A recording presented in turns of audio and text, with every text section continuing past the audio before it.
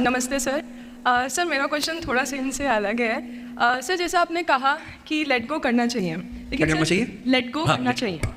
हमने भी ये चीज़ सुनी है कि जिसके नसीब में जो लिखा होता है एक दिन उसे वो मिलता ही है, तो उसके लिए हमें परिश्रम करना चाहिए। तो सर एक इनके बीच में क्या एक थिन लाइन नहीं है कि हमने सोचा जैसे 71st डे पर मुझे ऐसा लग रहा है कि अब मुझसे और नहीं होगा, अब मैं नहीं करूँगी, माना कि वो गिव अप भी कहा जाता है, लेकिन अगर मेरे नसीब में है कि नहीं यार कल ये तुझसे हो जाएगा, अगर मैं कोई भी टास्क कर रही हूँ कल ये कंप्लीट होगा, लेकिन मैं सोचूँ नहीं मेरे से ये प्रेशर नहीं हो रहा, I should let go this, I should start some other thing. तो क्या ये मुझे लेट गो करना कभी रिग्रेट नहीं कर सकते कि लाइफ में यार एक दिन और ट्राई कर लेते तो शायद मिल ही जाता? देखिए, जो नसीब का मामला है, मेरे ख्याल से आपकी उम्र में नसीब को नहीं मानना चाहिए। दुनिया में किसी को नहीं पता कि नसीब है या नहीं, और है तो कितना है। सब तुक्का लगा रहे हैं, मैं भी तुक्का लगा रहा हूँ। ठीक, जो हार जाता है ना, उसको तसल्ली देना बहुत ज़रूरी है, वरना वो जी नहीं पाएगा। और पराजित व्यक्ति को तसल्ली देने के लिए सबसे अच्छा शब्द है नसीब, भाग्य, नियति। बहुत ज़रूरी है। और इसलिए एक उम्र के बाद गीता का सार पढ़ना बहुत ज़रूरी है। समझना पड़ता है कि सब कुछ हमारे हाथ में नहीं होता है, सच में नहीं होता है। पर इसका मतलब ये भी नहीं है कि सब कुछ किसी और के हाथ में होता है।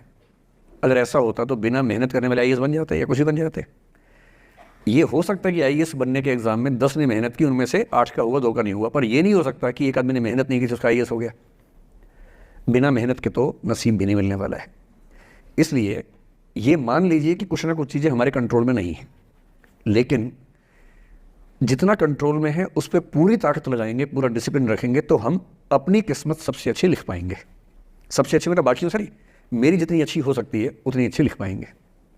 और इसलिए अगर आपको लगे कि मैं नहीं कर पाऊंगी कोई काम, तो उसको गिव अप ही कहते हैं।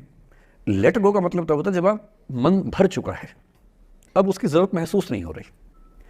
जैसे IAS बनने की कोशिश कर रहे हैं, नहीं बन पाए, तैयारी छोड़ दी, गिव अप है।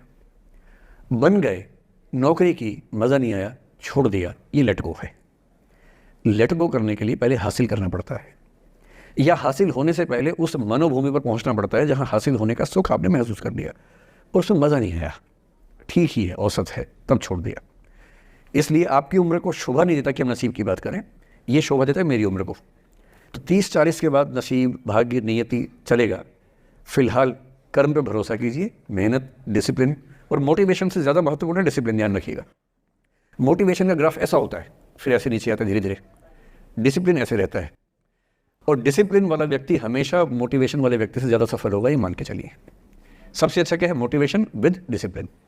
तो कोशिश कीजिए कि नसीब पे ना छोड़िए, अपने भरोसे कीजिए। All the best.